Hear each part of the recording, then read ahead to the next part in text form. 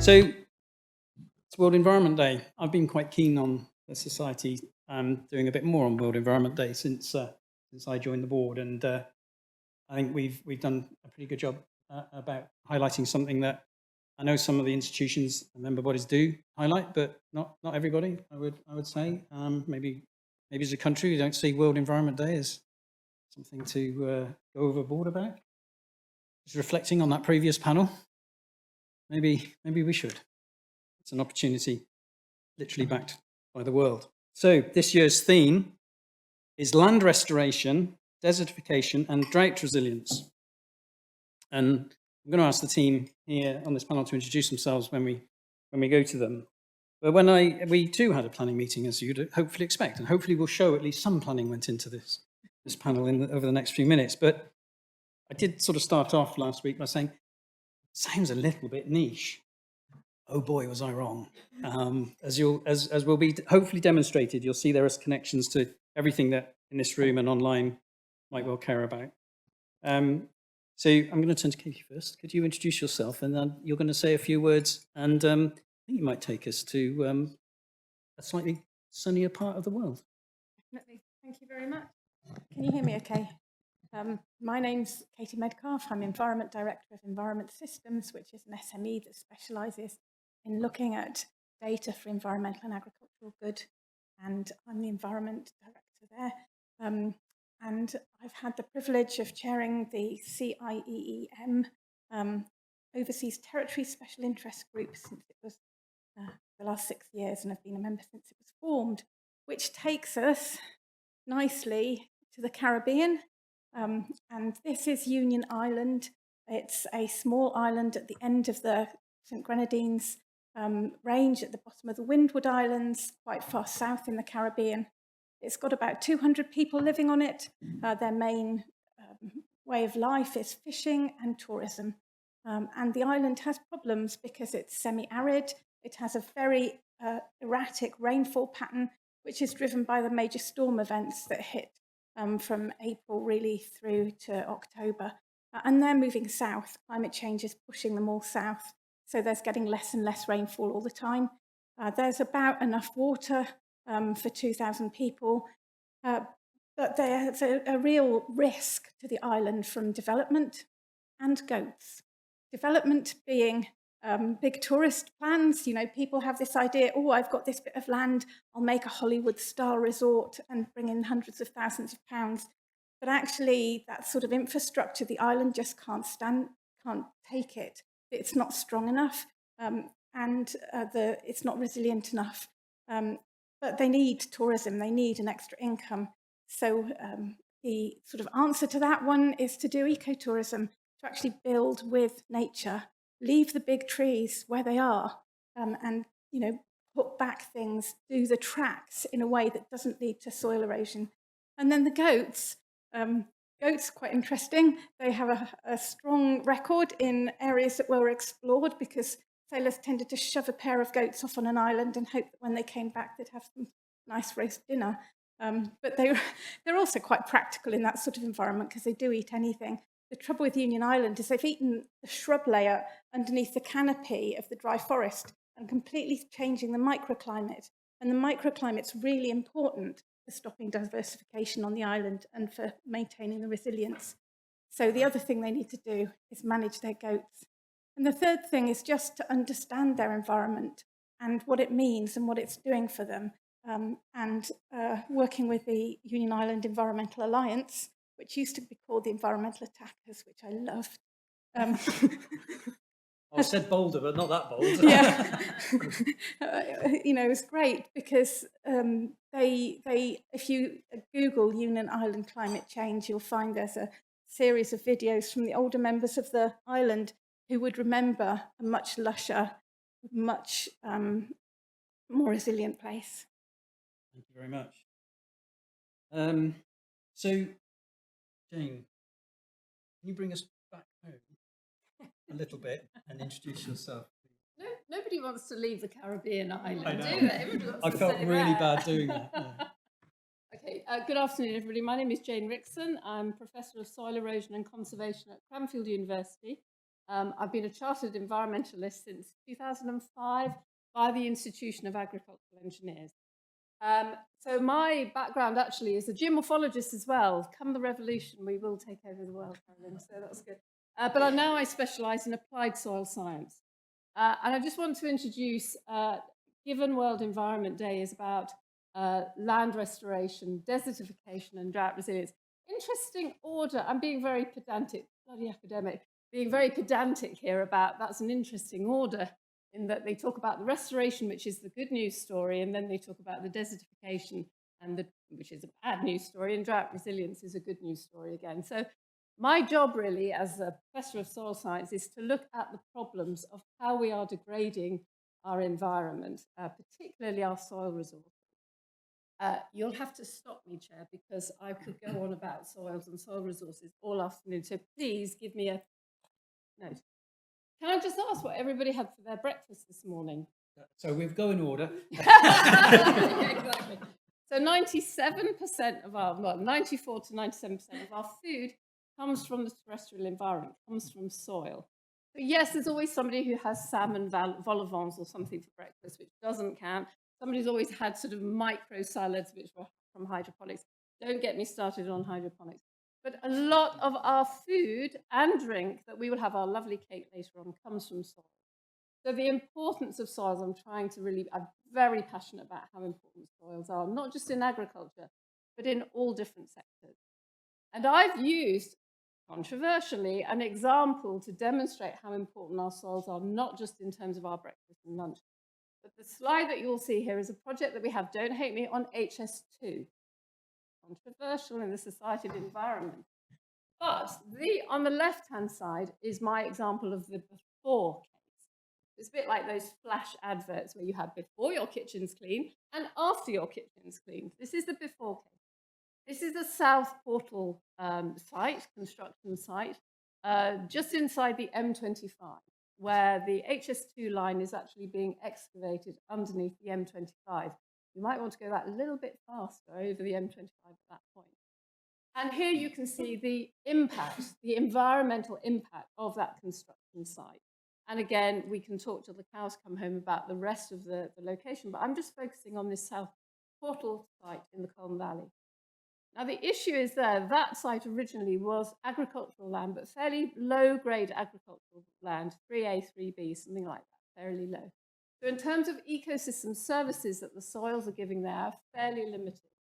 And our project, working with Align, HS2, Jacobs, Tim Hare Associates, and so on, is to ask the question, the hypothesis, can you bring back better, build back better? And by the way, that wasn't Boris Johnson who was the first person who said that. And what we're trying to do is use the waste arisings from the tunnel excavation and from the construction site and from the haul roads to create a soil profile that will encourage calcareous chalk grassland to come back on that site, which will deliver more biodiversity net gain than it was there originally. And what I love about my job is that I don't know whether the answer is it will work or it won't work. And that's what my independence as a chartered environmentalist and an academic will hopefully deliver, that yes, we can, by using those waste materials, waste resources, whatever, we can actually build back better and bring back biodiversity net gain and recreate some of these protected habitats. So that's just one little case study of where we as a society for the environment can actually reverse some of this land degradation. I can feel the body language. Shut up, Jane. How we can reverse so that we can restore land, we can reverse desertification, because you could argue currently it looks like a desert, and we can also build back drought resilience by creating some of these natural, or recreating these natural habitats. Thank you, Chair. Apologies for my body language. I got it, no, it's fine, it's fine. Let's hope it works on all four of the panels. Just reflecting on the deep expertise, I mean, we just get snippets from incredible experts. I'm going to go on more. And whilst I was listening to the former panel, I was in the corner of the library, which actually was a big corner on gas procurement. Somebody in the room may well know quite a lot about it. And there's probably 250 different books. It just made me reflect, listening to you, on how you bring these deep experts together. How on earth do you do that? You do that dawned on me. I'll get there in the end. Quite a lot of trees in the afternoon. Oh, well, yes, that's exactly. We had a great debate last week about which, water. Most importantly, well, the trees need water. Yeah, but trees are great, aren't they? And so, yeah, Ian kicked in and stole the show. And then, so it goes in circular, that everything's important. I'm going to come across to Ian to reflect on what you've heard and your own skills and knowledge and bring things together, perhaps back to the world environment theme as well. Yeah, thank you, Dougal. Last week, Dougal was trying to pretend that planting eucalyptus trees in Hampshire was good for the environment. He said he wouldn't say that out loud. Thank you. A bit about me. My original profession was as a geologist, so I know a bit about geomorphology. And when I was growing up, I just wanted to work in the oil industry. But unfortunately, couldn't get a job as a North Sea geologist, so ended up working in water. And I worked in water and the environment for the rest of my career with the Environment Agency, and then as an independent consultant all over the world, fortunately. But the sort of brief I got from Dougal is a real don't get me started brief in terms of how, as a society, we view the relationship between land and water. And that, I think, is the brief. And my problem with that is that our relationship with that indivisible construct between land and water is conflicted and contradictory, and it's also unrealistic and unsustainable. And you only got to look out of the window to understand what I'm talking about. Because when I was a lad, all that was fields out there, a bit before I was a lad. Well, let's go back a few hundred years, and that was all fields. And then progressively, as London expanded, we have paved over all those fields. So all the lovely rivers, the Tyburn and the Fleet, and all the rest of them that used to drain down into the Thames are now all in culverts. You can't see them. You don't know they're there. They're all hidden. All the rain that falls on the street outside disappears into a drain because we don't want to be anywhere near it. Those drains either flow directly into the Thames or into some of Thames water sewers, then overloading the sewers and creating the combined storm overflows that we've seen and heard so much about in recent weeks and months. And the reason why, because they're spreading too frequently, we're spending £4.5 billion on the Thames Tideway tunnel. Now, the trouble is that what's going into those drains and into those underground rivers isn't just rainfall runoff. It's clean when it hits the ground, but then when it hits the paved surfaces, just as a sidetrack, when you take your car into ATS or Quick Fit or wherever for a new set of tyres, you ever stop to think, well, what's happened to all the tyre that's worn off? And all the microplastics in the tyre tread are there on the road, together with all the metal dust from your brake linings, the spilt oil, the hydrocarbons, you name it, you've got a combination of microplastics, cadmium, copper, zinc, hydrocarbons, all on the road surface. And when it rains, those all go down into the drains and down into rivers. The rainfall runoff in the urban environment is not clean. And when it rains too heavily, as increasingly it's doing with climate change, and think to Dubai, back in April, Dubai, 3 feet underwater in the desert, when it had something like 3 times the annual rainfall in less than 24 hours, and couldn't cope, really. And you see that mirrored in cities all over the world and occasionally in this country too. The drains can't cope, they're carrying all this pollution, and that's because we no longer are trying to mimic the natural processes that make us feel. We've constructed something completely different and completely unsustainable. But what we're now beginning to realize is you need to manage and control runoff in a way which mimics the natural processes as if there's a green field up or even a wood do it, and absorb the rainfall, create sponge cities, as we're now starting to see all over the world, but hardly at all in the UK, because we're not good at joining up policy between urban planning, water management, pollution management, and everything else. And just to give you a feel for the scale of the problem, if you look across the UK, National Highways, which manages all the motorways and trunk roads, it has something like 1,800 outfalls off that road network. It's only 3% of the road network. The rest of it is municipalities, metropolitan. 18,000 outfalls. of which over 1,200 are high risk in terms of the fact that they will be discharging pollutants directly into a sensitive water course, sensitive for ecological value. Only a fraction of those have any remedial works on them in order to trap the polluting sediment and polluting runoff. And national highways have a glacial rate of progress in terms of tackling that. So as a society, I say, we're conflicted completely, and what we're doing is unsustainable because we're not managing the relationship in the urban environment and the built environment in land and water in a way which is fit for purpose, particularly climate change. Thank you, Ian. That's a perfect segue to Will Arnold. We're in your world now, aren't we? I've got written on my notes here, resistant cities. Is that fair? Yeah, something like that. Okay, please introduce yourself and respond. Yeah, so thanks for inviting me to be on this panel. I feel a bit out of my comfort zone, actually. I'm quite glad that we managed to segue into cities towards the end of that. I was starting to wonder what on earth I was going to say. So my background is I'm a structural engineer by profession. I spent a bit over a decade working in design of buildings all over the world, and I knew very little about the environment for most of that career. In fact, the last Will who sat here might have had a very low chart of environmental, but mine is incredibly high. Mine starts with 11,000 something.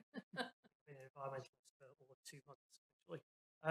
So why on earth is he on the stage, you might be asking? Well, the thing is, like, everything we do takes place in buildings or near buildings, right? And the interesting thing about this topic is that there's both cause and effect linked back to our buildings and our cities. So to take effect first, we already touched on what happened in Dubai as an example in April, and there's floods ongoing around the world at the moment at the same orders of magnitude. We see it in London. I've seen this in London for the last few years, and that's when we have too much water, and likewise when we don't have enough. I think the average household in the UK consumes about 150 litres of water per day. You try and picture 150 litres, pretty big, do that per day. Best practice would be 120 or something. So we need an awful lot of it. On the cause end of the scale, we also use an awful lot of water and an awful lot of gravels and aggregates, sands and so on, to build the buildings that we live in, the buildings that we inhabit. So to give you an order of sort of magnitude for this, to build a standard family home, just to build the concrete foundations in the ground, so you've not even got above ground level yet, you need something like 3,000 to 5,000 litres of water, and you need somewhere between 30 and 50 tonnes of gravel and sand. So we get through millions of tonnes of gravel and sand, and we get through billions of litres of water, I imagine. That's just in the UK, just to build our built environment. And we have all sorts of policies being announced at the moment about how we're going to build more homes, more buildings, more towns, and so on and so forth. So this topic, it's interesting because this topic is entirely connected to the entirety of the sort of built environment industry. And yet most people working in that industry know very little about all of this. They know very little about where those materials come from, and they know very little about what to do about it. I was on a panel discussion about 3 weeks ago at a conference in central London, and we were talking about the embodied biodiversity impact of our materials. When you ask for concrete, where does it come from and what does it affect? And the blunt answer is people don't really know. And so all they know they can do is to use less of it if they can, and that goes for any building material. And that's why we've got a big push on the reuse of existing buildings, circular economy principles, and so on. But ultimately, we need to understand the true impacts on nature around the whole globe when we come to use building materials, because we use an awful lot of them. So my job and my sort of mission at the institution is to try and help engineers to understand when they design buildings, wherever that building is, what materials are they using, what are the impacts of those materials, and importantly, how can those impacts eventually go from being negative, because they are wholly negative at the moment, to eventually being positive. And we spoke about, you use the phrase build back better. I prefer do more good, because Boris Johnson hasn't said it yet. Also, at the moment when we build a building, we mostly do bad things for most of the world, and the only person who gets benefits is typically the person who's paid for the building and the people who occupy it, and all of the other impacts are negative. So we need to work out somehow how to change these into a positive. Yeah, when I was listening to that, I was thinking about the Caribbean islands. Nobody in the Caribbean would dream of building a house without grey water recovery. I mean, just no way would you even think about it. Before the desal plant was put on Union Island, they had to pay for water from a tanker. You know, water was precious. You get given a bottle of water when you go somewhere as a sign of preciousness, sort of thing. And they wouldn't dream of having all this water running off their roof and going into the roads to pick up pollution. And most of them have another cistern as well that they'd fill up with fresh water when they could afford it. Why, given what we know is going to happen in the southeast with climate change, and it's already happening, why aren't we building better for water? Well, the short answer is some people do, but you're quite right, most people do not. So there's plenty of examples, particularly in some of the larger developments in the big cities, of typically commercial buildings being built to capture and use their rainwater for things like flushing of toilets and so on and so forth. You can't drink it very easily, but you can do lots of other useful things with it. So we do know how to do this. And that's what makes it the most frustrating. So we know how to do this, but if you look at any new housing development going up, all that water, none of that water is captured. You're quite right. Just to convert Will's statistic into something that sort of might resonate, you know, each of us uses something like 140 odd litres per person per day. That's a ton of water a week that we have delivered to our house and then taken away again. A ton of water a week. So think of all the energy that it takes to get that into our taps and then taken away. So anything we can do to reduce that volume that needs to be transported can only be a good thing. Listening to you talk about other parts of the world, Katie, do they feel this is a global association? We've got registered environmental professionals across the world, and you talked about goats being introduced and things happening elsewhere, cause and effect. Is there any feeling or thought or snippets that we can latch onto where we can turn back that tide, where we can make good, that would impact something that feels so far away? And in reverse, do they feel we should be doing something?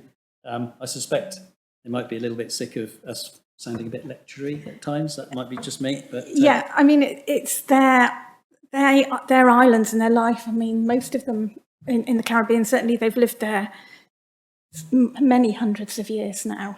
And they have a sort of broad understanding, but certainly the overseas territories are very driven by British politics as well. So what we think is a good idea to do in Britain is what will be funded next, which in often is absolutely fine. But sometimes they'd much rather something that was more relevant to them to be funded, particularly in relation to the stresses they're having to go when we're looking at things like drought and the impact of extreme storm events.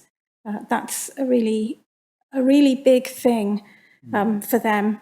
You know, I had friends out there who've had their properties completely destroyed. Going back to BVI after Hurricane Irma and Maria, 2 Category 5 catastrophic hurricanes hit within 2 weeks. It was heartbreaking. The island was dark for 18 months. Yeah. So, wow, some wow moments there. So one thing we can do is, whether we mean to or not, is impose what we think is the right thing to do without making sure there's local impact assessments and nuances that are more local. So everyone does environmental impact assessments because the society has done a really good job of saying they're out there, but they mean very different things in different countries and different places. I mean, I've seen places where environmental impact assessments have been done and they're fine and they say there's a problem, and then someone hands someone else a slight bit of money and oops, it's done anyway, and then Not recording this, sorry. the catastrophic impact of that downstream is 10 years to be solved, if ever. Jane, can we try and lighten the mood a little bit? I mean, it's something about us environmentalists, isn't it? That we just build up the challenges, and you know, it's great, but the job's never done. But there must be some amazing things. You were, I sense, putting a positive spin on HS2 there. Are there other things you see where you've got hope for the future? Well, as a soil scientist, I would say the answer is in the soil. So a lot of the issues that we've talked about, whether it's water, resource management, and again, coming back to World Environment Day, it's about drought resilience. Where are we storing that water? So going back to the fields, the reason that that land use was able to reduce flood risk was because of the ability of soils to store a lot of that water. We're seeing our soils being degraded through erosion, compaction, loss of organic matter, loss of organic carbon within